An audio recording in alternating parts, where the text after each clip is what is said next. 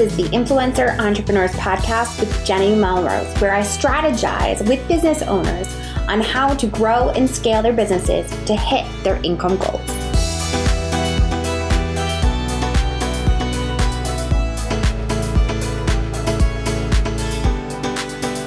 This is episode 377 of the Influencer Entrepreneurs Podcast with Jenny Melrose.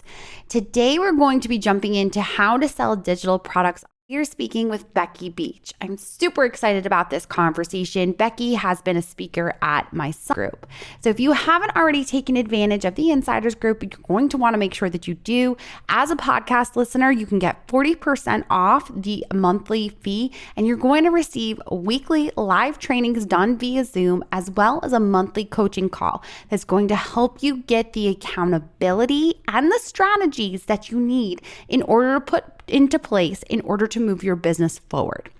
All right, so let's jump into this episode. All right. Hi, Becky. How are you? I'm so excited to talk to you today. Oh, you too, Jenny. I've been a big fan for years. Oh, you're so sweet. Well, I am really, really excited because I know your business has exploded with the use of digital products. And we're going to be talking about how to sell digital products online with email. But before we jump into that, would you introduce yourself and your business to my audience? Oh, sure, Jenny. Well, my name is Becky Beach. I'm the owner of mombeach.com. It's a blog for moms to help them make and save money. But I've also ventured out into parenting topics, because parenting does very well on Pinterest. Mm-hmm. And I have a printable store called shop.mombeach.com where I sell printables and also put my courses on there recently and like financial spreadsheets. And I make like about $15,000 a month from it. And I use my blog to drive traffic to my printable store. Excellent. All right. So today we're really going to focus on that, how you use your email list, because I know the blogging side obviously helps you grow your list. We're going to talk a little bit about that. Oh, yeah.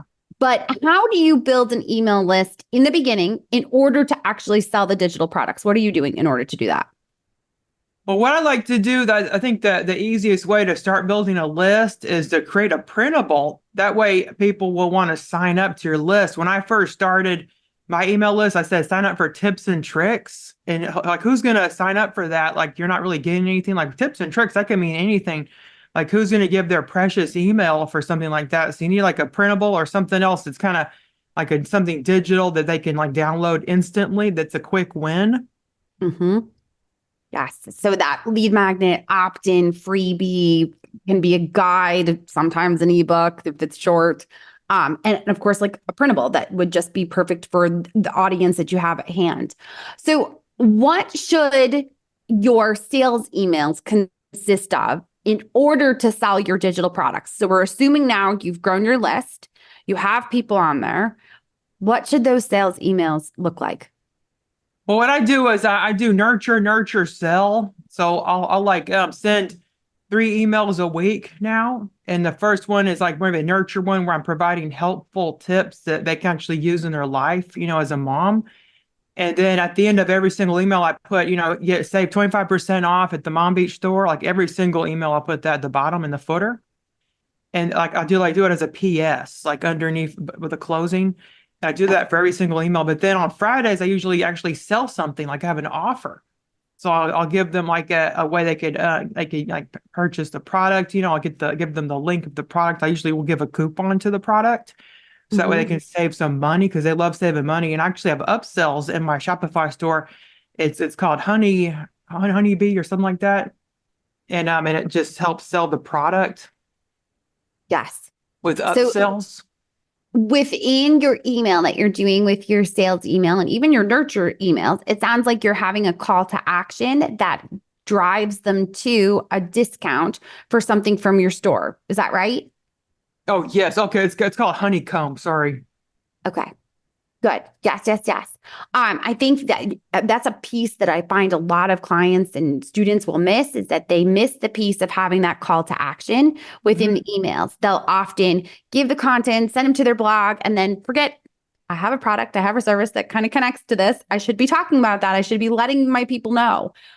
So you said that you are offering on Fridays one of the products that you have, and you will normally give a discount. How often should you email your list then? Are you finding about your digital products? Are you pretty much doing it weekly if you're sending 3 emails a week then? Well, at first I was just emailing once a week, like usually on Fridays, because I just dreaded emailing my list because they just wouldn't buy anything, and it just really upset me. So I hated emailing them for like a really long time. Like I think the first year or so, that that's what was happening. So I would give out freebies in the hopes that they would see the quality of my work. So I was given a freebie each week, and then I would sometimes in the same email I would sell something, but no one would ever purchase the product I was selling. They would just get the freebie. So it really upset me. But then I thought maybe I should email more because Jennifer Camp of The Intentional Mom, she actually emails every single day. And I Mm-hmm. purchased her course on email.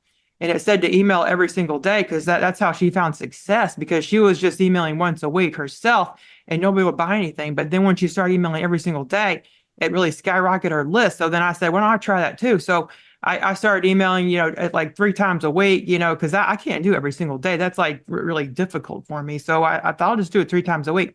And then I found like people started buying more once I started emailing more, if that makes sense. Yes. No, absolutely. It puts it back in front of them. You're at the forefront of the mind. And when we look at open rate and click rate, they're just not seeing it enough if you're only emailing once a week. Jennifer was actually a client of mine for a very long time. Oh, But I wow. love the way that she has really developed her email list and made sure that she's getting that product and service in front of her people for sure. Do you feel that there should be an automated sales sequence that sells your digital products? Yes, I actually have when they first sign up, I have a way where they can get they get a coupon and I advertise my membership in the sequence. It's like a 3-day sequence. And I also give like freebies out so they can see the quality of my work. Yes, I Yeah. definitely find those automated sequences can make it so much easier so that they can get in there. Who are you using for your email service provider? Well, I'm using ConvertKit. I really love ConvertKit. When I first started, I was using MailChimp and they deleted my list. Oh, that's awful. Yeah, Definitely and don't then want I that couldn't to get happen. support. Yeah, I couldn't get any support. Like that was ignored. And they didn't tell me why. I just logged in one day, my account was disabled. And I was like, what's going on with that? I was kind of saying expletives. I was Yes. like really upset. My husband was like, hey, what's going on here? Right. Yes. I think I've definitely also I use ConvertKit as well. And I know there's other programs out there. MailerLite has the option to be able to do those automated sequence. So does Flowdesk. But having that automated, so in other words, it's a series of emails. Like you said, you have 3 emails that just come naturally based upon the lead magnet opt-in freebie that they have come in for, so that you can sell something that is linked or directly connected to that opt-in that you've already offered them. But now it's a paid product, right? Mhm. Oh, yes. And also when they purchase a product, Shopify actually connects to ConvertKit. So depending on what they purchase in Shopify, I can actually create a sequence that will sell them other stuff. So I've been doing Yes. that recently because I'm in this other mastermind and they suggested that helps sell digital products. Yes. No, absolutely. You have the ability then to do an upsell, and that's part of your funnel. I think a lot of people hear the word funnel and they automatically feel like, oh my God, I got to have software for that. This is going to be so complicated. When in reality, a sales funnel is just taking them on a journey to the next step of showing them that you have all the products and services to solve their problems. So that's what you're talking about with that next automated sequence that you were able to put together to be able to show them on the journey. Hey, you bought this, but I bet you this is going to help you even more. So definitely grab this as well. So I love that you have those automated sequences set up for the buyers as well as the people that have just opted in. It just helps to continue to put things in front of them for sure. Hmm. Now, are there specific calls to action that you found have worked really well in emails that sell your digital products? Oh, yes. I outlined the benefits and the features of the digital product because it has to create a transformation like that. That's what a lot of people don't understand. Like, why would someone buy something? They want to be able to have a quick win, like a transformation. How is it going to better their life? Because at first I was just saying, oh, this is a really pretty printable with a really cute design because I majored in graphic design. So I was all about making things pretty and cute. But then I started, venturing into UX design when I was in working corporate. I started being a UX designer because they get paid a lot more. So then I started doing that. And then I was thinking, well, maybe I should go back to my UX design roots because instead of just saying how pretty it is, I should say how functional and how usable it is and how it can transform your life, and the ease of use. So I was actually talking about that quite a bit. Yes. Uh, when you are doing that, like you said, the transformation for sure, do you also feel like because your printables are aimed at like a specific audience, is that right? Oh, Who are your yes, it's printables? moms. Okay. And they have obviously all different types of problems, right? So what are some examples of some of the printables that you have? More. Oh, sure. I have this Mom's Life Made Easy planner, and it just like helps them get everything in like organized, like their life, like if they have their kids, get babysat, there's like a babysitting, like some kind of tracker in there so the babysitter can see if the kids have any allergies or what their favorite foods are, kind of give some information about the kids. Mm-hmm. You also have things for expensing and budgeting as well, I feel like. Is that right? Oh yes, I have a budgeting planner and also like a debt snowball spreadsheet where they can actually, like get their debt snowball together because you just track in your finances and then it tells you what you need to pay off, each month because it starts from the biggest expense down the lowest, like that's Mhm. how a snowball works.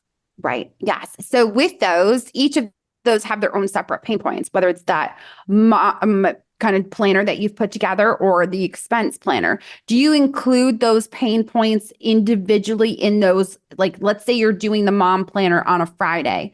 Are you going to hit on those pain points that mom has? Like you kind of talked about the babysitter coming in and kids don't know, she doesn't know what allergies your kids have. Or is that going to be part of like your sales emails that you put together, kind of like the story, the pain points that you're hitting on? Oh yes, like for instance, yesterday my own child was bullied, so I talked about bullying in my email, and that was Monday's email. And then I'm trying to get to like a kids activity on Friday. I want to sell like a kids activity, so I'm kind of leaning towards getting kids active, and having fun. Like despite like about being bullied, they can have something fun to do that's like screenless at home because this kids activity provides them with screenless entertainment. So I Mm-hmm. talked about kids, yesterday, and then tomorrow I'll probably talk about kids again. And then on Friday, I'll give like a kids activity, product. I'm still working on it. Yep. So it's connected to that pain point that you hit on. Now, when it comes to the copy that you are using on like to get them to buy, to actually take that step, have you found that certain copy works better than others? So like, let me get mine or buy it here or something along those lines. Do you use buttons on those? And what's the copy that you put on it typically? Oh, yes. I usually put like a gold or a blue button that says get it now because Okay. it's an instantly downloadable digital product. They don't have to wait for shipping. Like that's the beauty of selling digital products. They get it right away. And people nowadays, they don't like to wait. Amazon has 2 day shipping and any longer than 2 days, but this is instant gratification. And people nowadays, they're kind of used to getting things right away. They don't want to wait. Right. Yes, I love that. So get it now. So it does kind of like pinpoint and put that back in front of them about the fact that it is that instant download that they can have. So good. So now you have a workbook that actually walks us through how to launch our first digital product. What can we expect to learn from it? Oh, yes, it helps you get ideas to create your signature digital product.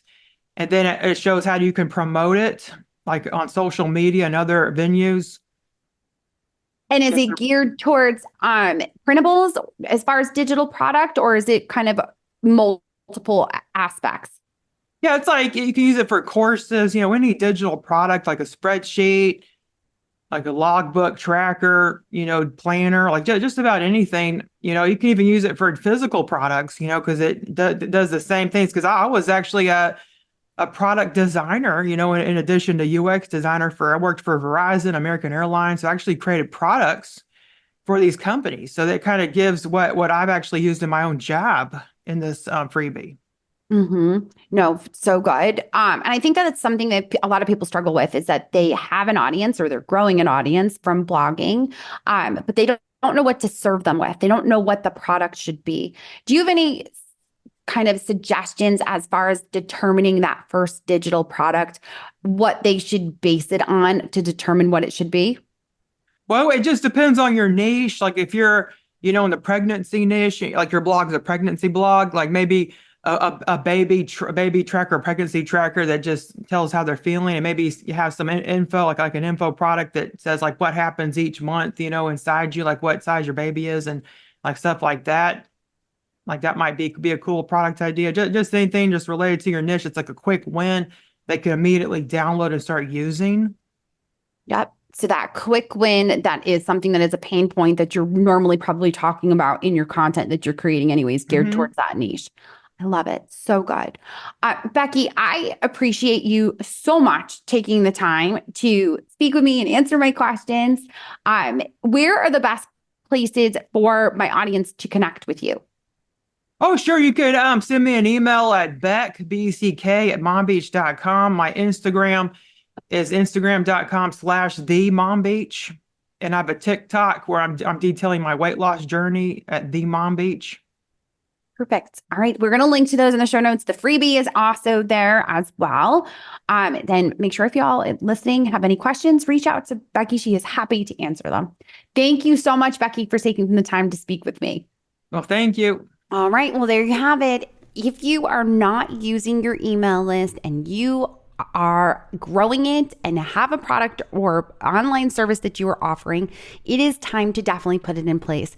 You can see how easy it is to not only regularly send emails that are going to send your customers, your audience to your products and services, but also then to be able to upsell them as part of your sales funnel so that you can continue to offer them products that are going to solve the problems that they have.